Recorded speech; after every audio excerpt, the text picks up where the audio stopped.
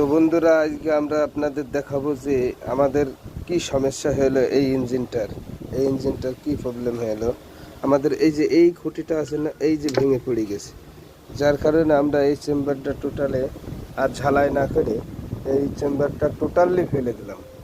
তো দেশ ও বিদেশ বাইরে থেকে যে বন্ধুরা দেখছেন তাদের জন্য এই বিষয়টা দেখাচ্ছি যে আমরা তারপর কি সমাধানে আসলাম।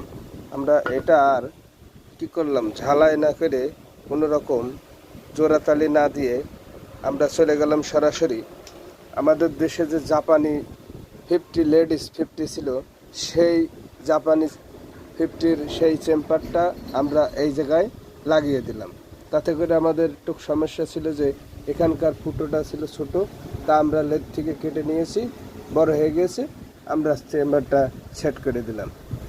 আশা করি সবাই ভালো থাকবেন, দোয়া রাখবেন।